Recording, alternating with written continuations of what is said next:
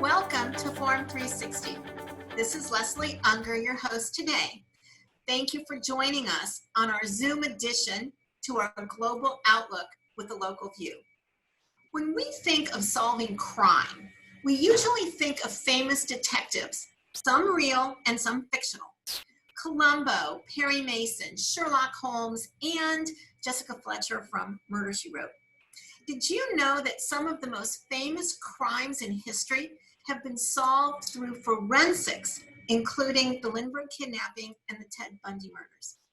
Our guest today is one of those forensic experts. I refer to her as the CSI lady. Noreen Charlton is currently a field application engineer and crime scene expert.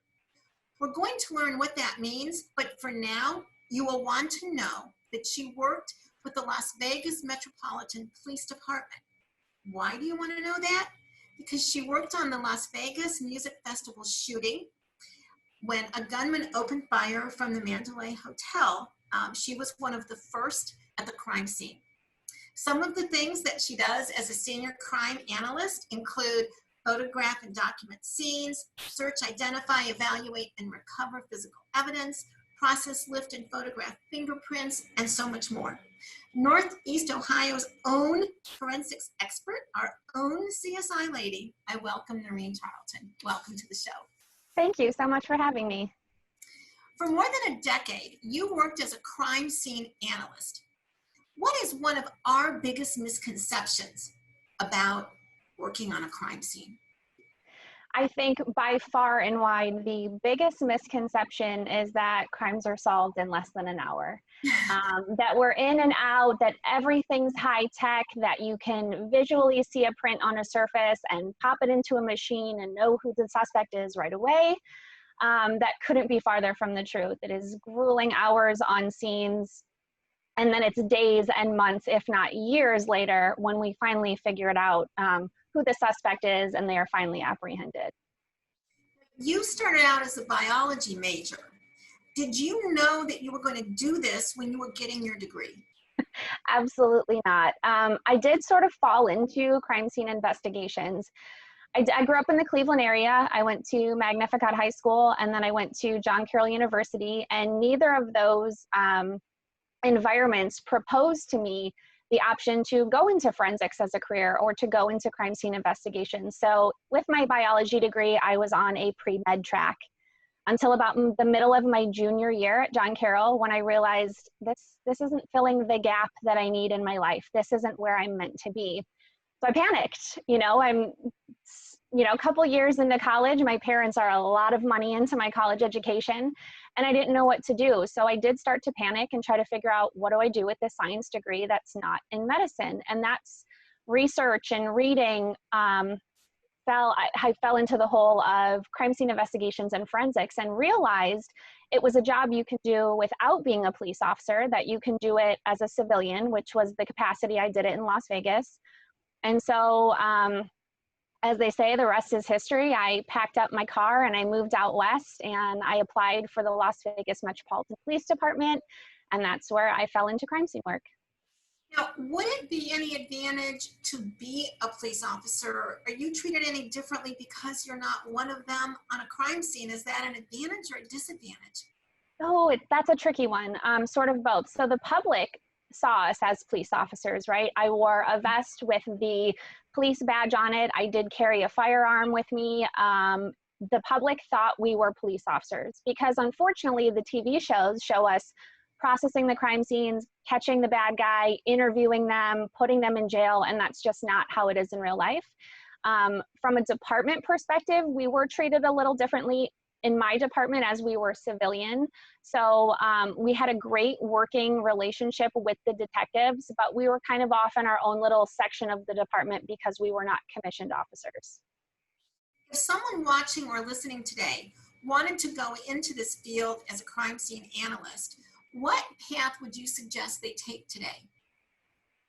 I think it's really important to go down a science path, and I say that for a few reasons. We had a lot of people that applied for the position with a criminal justice background or a background in a degree that was more related to law enforcement but less to the science end. And with a science background, you're more prepared for court, honestly. You're prepared to answer questions about the chemistry of the chemicals that you use on scenes. It prepares you to understand DNA better, to understand the science of fingerprints better. Whereas with just a criminal justice degree, you may not really get those topics in school. So I think a hard science is a great way to go, but I also suggest that people spend some time at their local medical examiner's office. Make sure that this is what you want to do ride-alongs. Find departments that will let you tag along, see what they do in real life, that it's not glamorous, that we're not all out there in high heels and nice suits, that we're digging through blood for bullets, and it's, you know, it's far from what it looks like on TV. But a lot of people come in with the TV perception, and so they don't last because they realize, gosh, this is not what I thought I was signing up for. So getting out there and seeing what people are doing, real life experience, would be huge to prepare. I see that this is one of the few kind of science fields, the forensics, that they're actually around the world, there are actually more females than males. Do you think that there's something about women that make them better suited? It's hard to say. I think a lot of it is because men that are looking to go into law enforcement are looking to go in to be a detective, to be a police officer. And as more departments are starting to take on civilian positions for the forensic science field or the crime scene investigation field, that's where a lot of more women go into it. I'll be honest, I had zero desire to be a police officer. Which is one of the reasons why I left the state of Ohio. I went out west to Nevada because there you didn't have to be a police officer. In Ohio, you did. And that's just not something. Is that still the same today? Yes, it is. That is currently the same for most departments here and for the state. So that's why I left. But I think that a lot of women go into a science degree or a science background, and then they find themselves looking into a forensic scientist. So whether you're in the lab doing DNA or drug testing, or in the field. Where I worked in Las Vegas, it was predominantly female in our crime scene unit, where obviously it was predominantly male out in the field with the police officers. When you get to a crime scene, first of all, is there anything in your classes, in your research, that can prepare you for what a real crime scene is really like? And then when you get to a crime scene, is there a first thing that you do each time, or is it different depending on the scene? Nothing can prepare you. You can read all the books that you want about crime scene investigation, and the problem with it is the books are very black and white, and there are a lot of aspects of crimes that have this gray area that if you're not out there doing it time and time again and seeing the anomalies that maybe the books don't prepare you for, you wouldn't know exactly what you're looking for or what you should be looking for. But also, you know, doing it in real life, it's the sights, it's the sounds, it's the smells. It's different than anything you could imagine until you're immersed in it. And regardless of how long you do it, you're constantly showing up on another scene with the whole idea of, oh my gosh, you couldn't make this up. This is a Dateline case. Can't believe this even happened. That happened frequently. As far as, I'm sorry, what was the second half of your question? Is there a first thing that you always do when you get to a crime scene, or does it change depending on the crime scene? So yes, the first thing was always, obviously, as an incident occurs, so let's say a shooting investigation occurs, law enforcement, police officers are the first to arrive on the scene along with medical. And so your police officers either speak to people on scene or they do a cursory walkthrough. So meeting with them, first of all, to know what they know is very important, but it's not the end all, because police officers aren't trained to process crime scenes the way that we were, especially not in Las Vegas. And so I could get a basic idea of what may or may not have happened, but then a walkthrough on my own to kind of make some observations, take some notes, see what's out of place or what looks like it might be included in the actual crime scene. That's always the first step. Now, does a crime scene kind of look the same? Does it have the same kind of factors in it? If it's a crime in Las Vegas or a crime in Northeast Ohio, are there things that are the same, or are there things that are different? There's absolutely plenty that's the same. I think your biggest thing is Nevada doesn't have the inclement weather that you have in Ohio. So I never had to worry about working a homicide investigation in several feet of snow and the potential of losing evidence because of rain and snow. I mean, even in Las Vegas, we only got a couple of days of rain a year. So we were very lucky in that sense that we didn't have to rush to recover DNA or recover fingerprints and try to preserve things, because typically the desert heat preserved them for us. So there's definitely some differences in that sense. Now, speaking of evidence, I can remember back to the John Bonet case, OJ, and there was an evidence issue. So first, let me ask you, is it often that evidence gets either trampled on or misplaced or whatever? How often does that happen at a crime scene? So crime scene preservation is key, and that starts with our first responding officers. So if you have a police department that doesn't have a whole lot of crime, you're talking about a suburban police department that just doesn't get a lot of it, they may not be as great as preserving the crime scene when they first arrive, because it's not something they're constantly doing. And by that, I mean making sure they're wearing gloves, making sure they're checking where they're walking, putting up crime scene tape to prevent people from coming in and out and tracking in potential other evidence or taking evidence away with them unintentionally.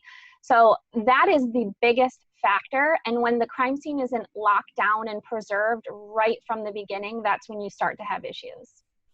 Now, in the OJ case, there was the gloves, the whole thing about planted evidence. But from your experience, I'm sure that, it can happen, but does something like that happen with any frequency, or can you comment on that at all? Not that I ever noticed. I will say Las Vegas Metropolitan Police Department is extremely progressive. We had excellent training, excellent detectives, a very high solve rate for homicide cases, and just overall really well squared away as a department in their investigations.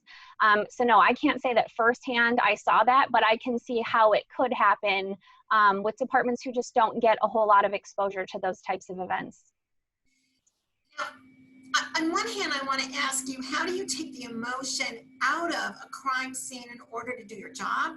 But then I guess I want to ask you, do you want to take the emotion? I mean, if you always take the emotion out, that's got to make it a kind of tough way to look at life. And if you're always looking at emotions, so how do you weigh those? It's case by case. There were several, I could work a week and work several homicides in 1 week. And because you're so focused on just processing the scene and making sure you don't miss anything and making sure inevitably that you're getting justice for both that victim and that family, you're so hyper focused on it that it wasn't until I would get home and sit down and decompress and think, oh my gosh, I can't believe that happened. A lot of it's, outside things. So focusing on my family, focusing on my friends, my hobbies, things that I like to do outside of work that help me keep it together. But a lot of it was my coworkers, right? We would come back and we would just, oh my gosh, can you believe this? This is insane. Or like I said, we had a lot of those, you couldn't make this story up kind of cases. And so we would speak with each other about it because we all understood what one another was going through. And that was a huge way to help. I'll be honest, I'm not an overly emotional person as it is. It wasn't until I had a child of my own that I felt more connected to victims. I saw them all as someone's child, as someone's, sibling, as someone's loved one. Before that, it was very much just a scene to me. So it wasn't until I became a mother that I saw victims very differently. Today, we are talking with Noreen Charlton, who has moved back to the Northeast Ohio area, a crime scene expert and a real life CSI person. So we are so glad that she's joined us today. What are some things a crime scene can tell you about a crime or the perpetrator of the crime that you would see that, whether we're seeing it on television or if we did see it, we probably wouldn't notice it. But how does a crime scene speak to you? The crime scene says everything about how it happened. So from the moment you get there and you start taking a look from the outside in, you take a look at how the suspect made entry. Let's say this is to a residence. How did they make entry? Did they choose a side window? Did they choose an unlocked door? What did they do when they get inside there? Is this a potential robbery where things rifled through, are drawers open? Is this maybe a complete stranger case where it looks like it was a burglary gone wrong? A lot of the crime scene tells you everything. I mean, it really puts the pieces of the puzzle together to figure out how the suspect got there, how they traveled through the scene, what they did while they were inside the scene, and how they left. And fortunately, in this day and age, you know, we've got cameras everywhere, and so that always helps with the process and trying to figure out how it all happened. But everything you need to know is right there within the scene, typically. Now, I know you can't go back and relive your last 15 years, but do you think that you live your life daily any differently, any more careful, any more aware of your surroundings? Do you think that you live your life any differently with what you've seen and what you've learned? I certainly do. I don't think you can work in law enforcement and not be affected by the things that you see day to day. I mean, we did work with every scene is humans being inhumane against one another. And whether it's, a victim of a burglary and only $100 of items was taken, but that was the only $100 that they really had, or, a store owner who got robbed at gunpoint who now feels unsafe going to work every day, it has definitely changed my perspective. I grew up in Ohio. I grew up in a suburban bubble. I tell people that all the time. I didn't know anything about crime. I never had interaction with police. But I knew there was plenty out there, and I wanted to be the reason that these people felt a little safer in their community. And so it does make me a little more cautious. I'm far more aware of my surroundings. I can see, I notice things that are out of place where other people may just walk right by them, or I notice, I'll walk into a business and I might think, especially after the Las Vegas shooting, I look for what's the nearest exit? How do we get out of here if we need to quickly? So yeah, it has definitely changed my perspective on life. Now, this might be a little bit out of your area of expertise, but since you did work on the shooting, you were one of the first ones at the crime scene, are there missed signals that people should have seen that could have stopped that as you looked at the scene and looked at what he brought in, to the hotel room? And, are there things that were missed there that perhaps might help people look at things, to prevent something in the future? Yeah, and I think that comes down to being more aware of your surroundings, being able to say when you think something is just not right or something's out of place. Clearly we're not going to sit around and point fingers at anyone, but there were a lot of things that happened, or a lot of, transporting of items from vehicles to the hotel room there. And all it takes is one person to speak up and say, something's not right here, or something looks out of place. But I think a lot of that is, I would feel that way because of what I've done with work. But, maybe my next door neighbor who hasn't done anything like that wouldn't notice things out of place the way that I would. So it kind of comes down to just being a little more aware of your surroundings and not being afraid. The whole concept of see something, say something, not being afraid to just say something, whether you're right or wrong, at least that you took that extra step to, say something to whoever needed to hear it. You may be involved at the kind of the end of the process, or you may not, but I wondered if you could weigh in on, I think sometimes, or maybe all the time, we want there to be a clear answer, just like in Las Vegas shooting. Why did he do this? Why, John Bonet, why Elizabeth Smart? Why? If from your experience, is there always an answer, for a criminal scene? Is there always an answer as to why? No.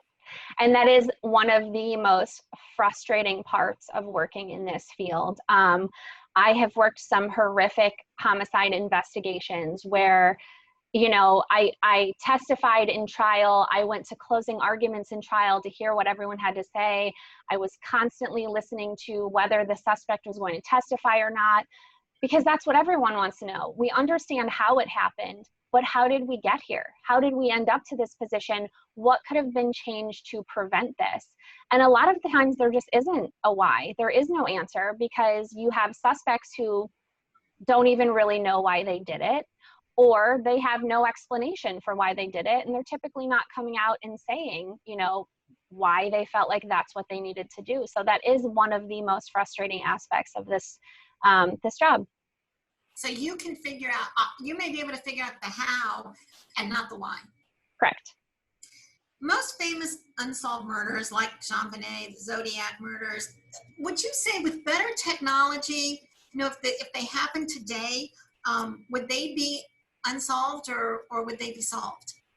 I think technology certainly plays into it, but more than anything, I think what it always falls back on is training.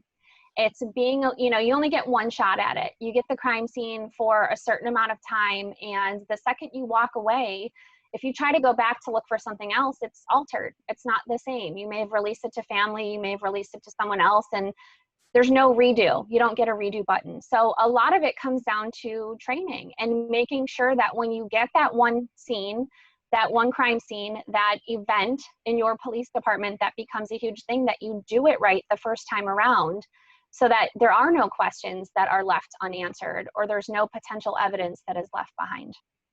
Now, I have to ask you, even though you weren't there, have you read or heard enough to have any opinion as to who killed John Bonet?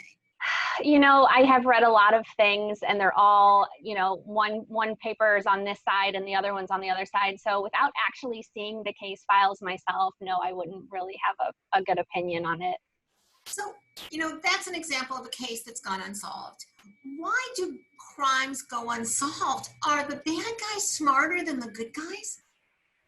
I don't think so. I do think that there are a lot of suspects that take precautions, so that they can try to cover their steps, so to speak. But like I said, I just think it's the training and the ability to process a crime scene efficiently, so that you don't leave anything behind. And so a lot of it's repetition. You know, I worked for a police department where we were working hundreds, about 400 crime scenes each a year.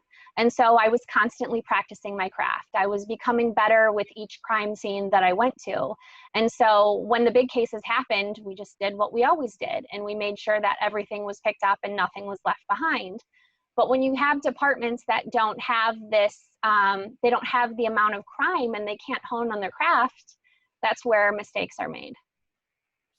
Years ago, and this was like in the beginning of the CSI, you know, genre of television, a prosecutor told me it was very difficult to get a guilty verdict in court because the jurors wanted the same degree of certainty that they saw on television, with often not even real kind of technology. But does that degree of certainty, does it exist today in technology, in training? It does. I spend a lot of my time testifying to the negatives. Why don't we find fingerprints on every item in a house? Why don't we find DNA all the time? And I did spend a lot of time explaining why, even though TV tells you, well, if you touch something, you must leave your fingerprint behind, but why that's not always the case, despite the fact that your subject might be wearing gloves. So a lot of time it is spent with testimony, but a big thing is technology. So with the company that I work for now, I train into 3D laser scanning. So creating a 3D rendering of a crime scene that the jury can visit like they were there themselves when the investigators processed the scene. And I think that's huge for juries because it helps them understand more so than a 2D photograph, but to be immersed in the crime scene and see what the investigators saw. I know that you're trained in the sciences, but does psychology play any role when you're at the crime scene and you're collecting evidence? Does psychology play any role, or is it strictly what the science tells you? It's strictly the science because it's the hard facts. It's what do you have, what do you not have? It has nothing to do with what the person may be thinking at the time. So yeah, definitely just the hard sciences and what's there, the hard facts. Now, for the fans of the whodunits, whether it's, you know, TV whodunits in 2020 or whether it's novels, what is one thing that the average person would get wrong about trying to figure out who done it? Oh, we had a lot of those in Vegas. and the thing is, once you get into a scene and you realize like this is a whodunit, there's no relation to the victim, this is just a stranger murder or a stranger case, there is a higher expectation to process with a fine-tooth comb. Like, let's make sure, absolutely we get every single thing that we possibly can, because you don't know, is this person going to be in a DNA database? And if they're not, maybe they're in a fingerprint database. So let's make sure we try to get little pieces of everything possible so that if we do find a suspect down the road, we can pair them up with the evidence that we found. In the minute that I have left, let me ask you, what is one thing that would surprise us about living in Las Vegas? It's not, I never went to the Strip. I only ever went to the Strip if it was for work or just take family there, but it's not a place that most people hang out there. There's beautiful mountains and a lot of hiking and off-roading, and you really just don't need to go to the Strip. And what is one thing that you now appreciate about Northeast Ohio that perhaps we don't appreciate about Northeast Ohio? I always missed the seasons. I missed fall, I missed spring. Vegas is very much cold and summer. It's a cold winter and a very, very hot summer. I enjoy the seasons. For more than a decade, our guest today worked as a crime scene expert. She still works as a crime scene expert. Throughout her decade, she responded to over 4,000 scenes, over 100 homicides, and then she chose to return to Northeast Ohio. Thank you for being our guest today, Noreen Charlton, our audience today on Forum 360 for being a part of the fabric that makes Northeast Ohio. Thank you for joining us on our Zoom edition to our global outlook with a local view. Thank you all.